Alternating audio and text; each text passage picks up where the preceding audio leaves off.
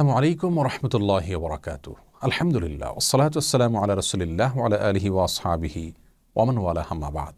সুপ্রিয় দর্শক শ্রোতা ভাই বোন, আজ আমরা কথা বলবো কোরবানির পশুর সাথে যে সমস্ত অমানবিক আচরণ করা হয়ে থাকে সেগুলো প্রসঙ্গে।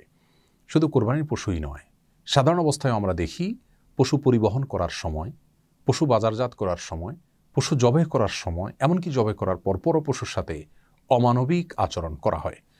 পশুর সাথে যদি মানুষরা পশুসুলভ আচরণ করে তাহলে সেক্ষেত্রে সেটিও কিন্তু গুনাহের কারণ।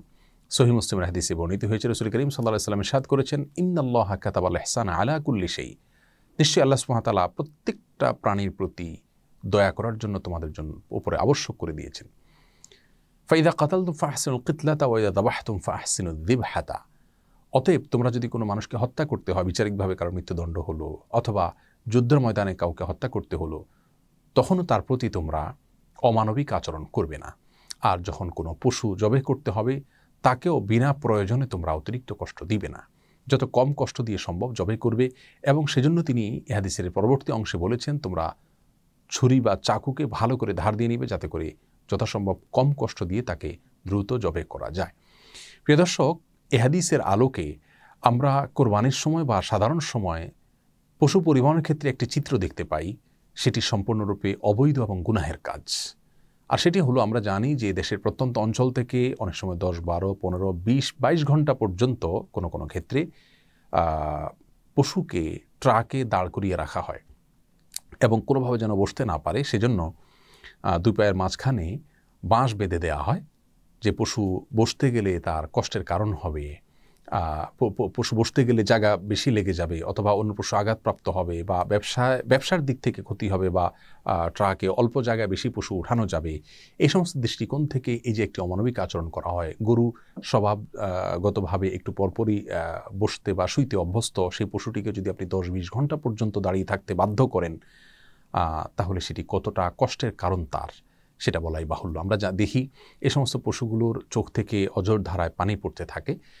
আবার সেগুলোকে বাজারজাত করার সময় বিভিন্ন রকমের ট্যাবলেট অথবা তার আগে অনেক ট্যাবলেট বা ইনজেকশন তাদেরকে খাওয়ানো হয়, পান করানো হয়, প্রয়োগ করা হয়, যেগুলো তাদের স্বাস্থ্যের জন্য অত্যন্ত ক্ষতিকর, তাদের কষ্টের কারণ। এবং অনেক সময় ছাগল ইত্যাদিকে জোর করে পাইপ দিয়ে পানি পান করিয়ে তাদের পেটকে ফুলানো হয়। কোনো কোনো ক্ষেত্রে সেটা এত বেশি পরিমাণে করা হয় যে অনবরত সে পেশাব করতে থাকে। এ ধরনের অনেক অমানবিক আচরণ বাজারজাত করার সময় করা হয়ে থাকে। এমনকি ছাগল বাজারে যখন উঠানো হয় তখন এত টাইট করে বাঁধা হয় যে কোনোভাবে সে বসতে পারে না, সকাল থেকে রাত পর্যন্ত এভাবে দাঁড় করিয়ে রাখা হয়। প্রিয় দর্শক, এই আচরণগুলো সম্পূর্ণরূপে জঘন্য এবং গুনাহের কাজ। সেই সাথে পশু জবাই করার সময় পর্যন্ত দেখা যায় যে অনেক সময় কসাইরা সেটাকে খোঁচাতে থাকেন বা চাকু ভালো করে আগে ধার দেওয়া হয় না, অনেক সময় পচানোর প্রয়োজন হয়, যা পশুর কষ্টের কারণ হয়। অনেক সময় জবাই করার পর পশুর চামড়া ছেলা শুরু করা হয় অথবা পায়ের খুর ইত্যাদি কাটা শুরু করা হয়, যা তার প্রাণ বের হওয়ার আগে তার শরীরে এরকম পোঁচ দেওয়া বা চাকু দিয়ে কাটাকাটি করা, এগুলা তার জন্য কষ্টের কারণ। এই সমস্ত বিষয়গুলো ইসলামী শরীয়তের দৃষ্টিকোণ থেকে খুবই জঘন্য, ভুল এবং অন্যায় কাজ। কোরবানির পশুর ক্ষেত্রে বিশেষভাবে আমাদের এই সমস্ত আচরণ থেকে দূরে থাকা উচিত। আপনি যে পশু জবাই করে আল্লাহ সুবহানাহু ওয়া তাআলার সন্তুষ্টি চাচ্ছেন, সেই পশু যদি পরিবহন থেকে নিয়ে বাজারজাত থেকে নিয়ে জবাই করার সময়, জবাই করার পরে সর্বক্ষণ তাকে যদি অযাচিতভাবে আপনি কষ্ট দেন, তাহলে কোনোভাবেই কিন্তু আপনি আপনার রবকে সন্তুষ্ট করতে পারবেন না। এই জন্য এই বিষয়গুলোর প্রতি আমাদের বিশেষভাবে সাবধান হওয়া উচিত।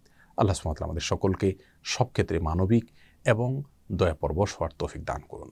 আসসালামু আলাইকুম ওয়া রাহমাতুল্লাহি ওয়া বারাকাতুহু। আস-সুন্নাহ ফাউন্ডেশন, উম্মার স্বার্থে সুন্নাহর সাথে।